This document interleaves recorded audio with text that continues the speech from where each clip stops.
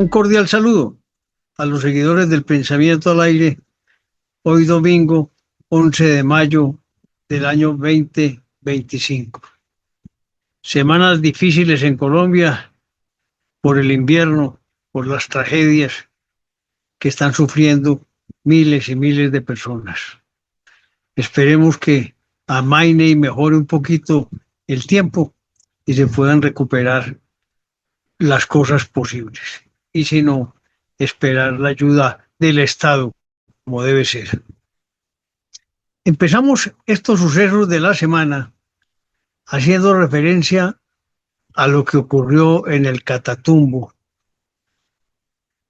el día viernes de esta semana, cuando el inquilino de la Casa de Nariño estaba en un evento en esa región tan conflictiva de Colombia y arrebató y quitó al presentador que estaba dando la posibilidad de darle desarrollo a lo que tenían previsto. En un acto de ira, como los que maneja este señor, despotricó de su amigo y compañero de lucha, Gustavo Bolívar. Lo consideró que no debería estar ahí, que no debería hablar y que quien debía estar dando informes era el nuevo director de la DNP. De manera que el maltrato que dio este señor a su amigo y compañero de toda una vida, a quien él mismo le dice que lo ama, es increíble cómo se comporta este señor. Y cada que habla genera una imagen peor a los colombianos y al mundo en general. Es una tristeza eso. Pero bueno, hay una noticia que para mí es valiosísima para los católicos del mundo, 1.400 millones, es que habemos Papa León XIV, Robert Francis Prevost, americano, nacido en Chicago en el año 1995. Es el primer papa estadounidense y también posee la nacionalidad peruana, que la logró después de muchos años de trabajar en ese país, en sus actividades misioneras, porque él es miembro de la Orden de San Agustín y fue ordenado sacerdote en el año 1982 y desempeñó muchas funciones pastorales en diversas regiones del Perú. Tiene otra característica el Papa, y es que habla 4 idiomas bien y 2 con grandes conocimientos. Sus estudios incluyen matemáticas y teología, importantísimo eso. Ocupó también cargos destacados en el Vaticano, como prefecto del dicasterio para los obispos y presidente de la Pontificia Comisión para América Latina. En su primer discurso como Papa, expresó su compromiso con una iglesia que, abre comillas, que construye puentes y promueve la paz, la inclusión y la solidaridad. Sus prioridades iniciales incluyen continuar las reformas iniciadas por su predecesor, el Papa Francisco, especialmente en la lucha contra los abusos sexuales dentro de la Iglesia, y además ha enfatizado la importancia de abordar desafíos globales como el cambio climático y la migración forzada. Pero sin duda que uno de los temas más importantes para él es el de la migración. Bienvenido, Papa León XIV. Esperamos que nos ayude a tener más fe, a que bajo la oración logremos cambiar muchas de las cosas que hoy ocurren en este mundo. El viaje del presidente Gustavo Petro y la posible adhesión de Colombia a la iniciativa de la Franja y la Ruta de la Seda han generado un intenso debate en la prensa nacional e internacional. Entre los pro de este viaje es que se lograrían oportunidades para diversificar las relaciones internacionales del país y atraer inversiones en infraestructura y tecnología. Además, obviamente, de abrir nuevos mercados. Sin embargo, esta estrategia ha generado preocupación en Estados Unidos que ha advertido posibles represalias comerciales, especialmente en sectores claves como el café y las flores, lo que plantea un riesgo para la relación bilateral y para los empresarios de dichos sectores económicos en Colombia. Otro gran impacto en la opinión pública ha sido la orden de detención para Iván Name, expresidente del Senado, y Andrés Calle, expresidente de la Cámara. A la cárcel, señores.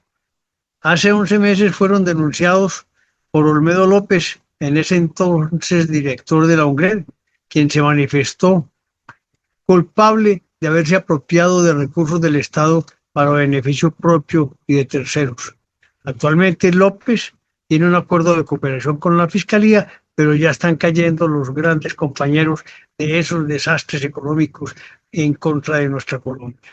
Lo que más da tristeza es que aquellas personas que deben defender a los colombianos son los primeros que se aprovechan para hacer daño, para robarse plata, para engañar al pueblo colombiano y para dar un mal ejemplo. También está ocurriendo lo mismo con Vladimir Fernández, que fue acusado por Sandra Ortiz de haber sido elegido como magistrado con todos esos dineros de la corrupción. Triste mensaje para los colombianos, un doloroso ejemplo para Colombia, y entramos cada vez más en repudio hacia el Congreso de la República, donde hay mucha gente buena, pero parece ser que son más los malos que los buenos. Tengo fe en que el Senado de la República logre salvar el honor en los debates que se avecinan. Les cuento que se hundió la reforma, aquella que planteaba el pacto histórico del transfugismo. El Senado la archivó en su sexto debate. Óigame bien, ya habían transcurrido 5, estaba a punto de ser ley de la República.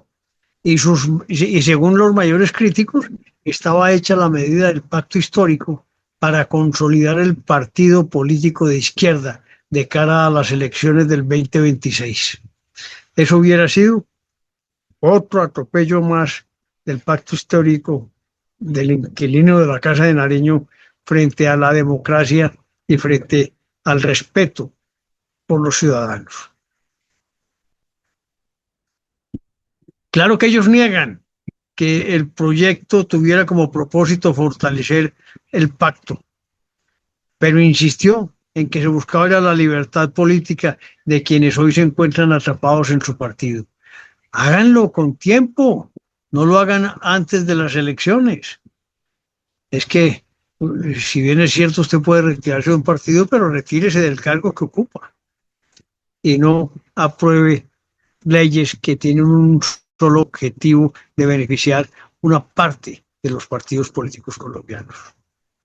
Una noticia económica difícil de digerir es el valor que manifestó el registrador nacional Hernán Penagos sobre el costo de la consulta.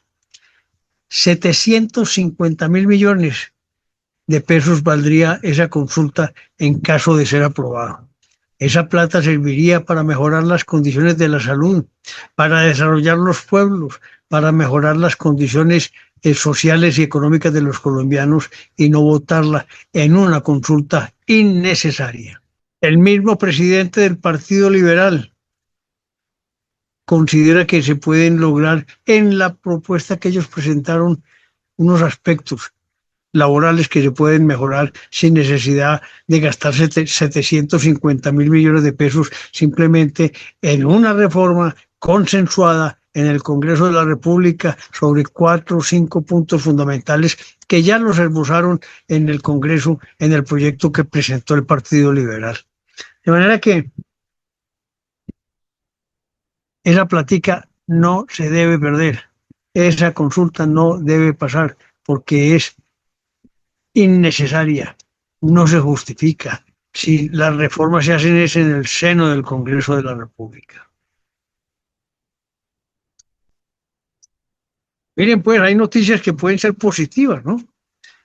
Ante la crisis de la institución del ICETEX, que le cerró la puerta a miles de jóvenes colombianos para estudiar, 5 universidades de Antioquia han lanzado, oígame bien, de Antioquia un nuevo modelo de financiamiento apodado el ICETEX de los Paisas, que en su primera fase beneficiará a 2.500 jóvenes.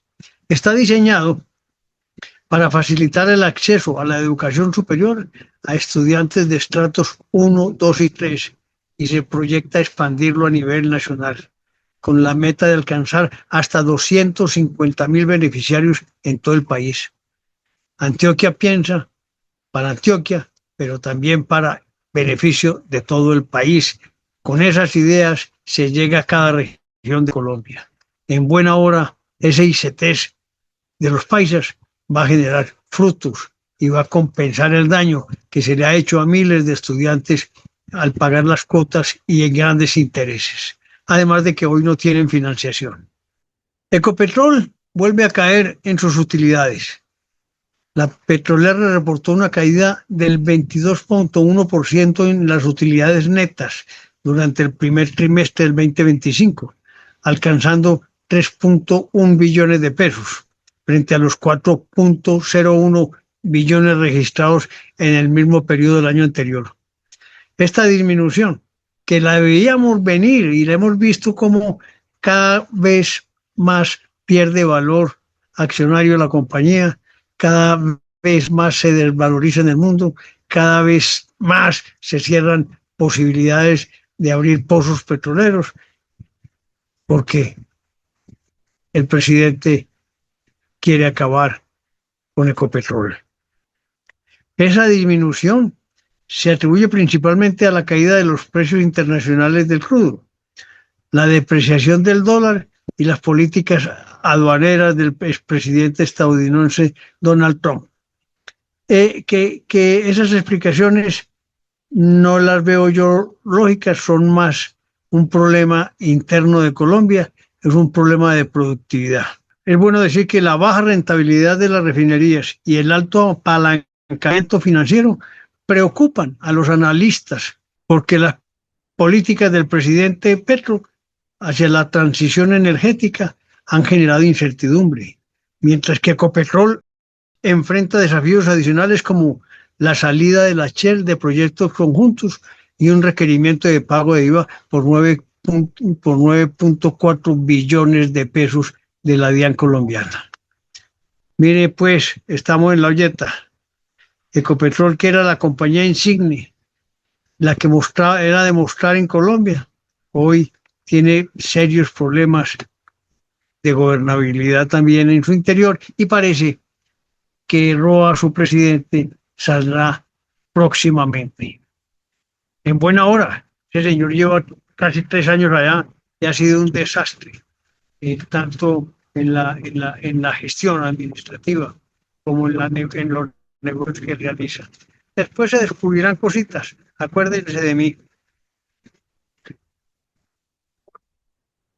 La nueva carta de Álvaro Leiva al presidente, en esa segunda misiva que es más de lo mismo, porque yo pensé que iba a decir muchas más cosas.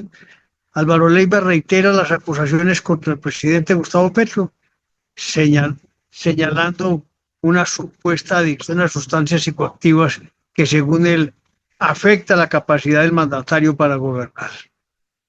Detalla episodios del comportamiento errático y ausencias durante viajes oficiales a países como Italia, Suiza, Chile, Alemania y China.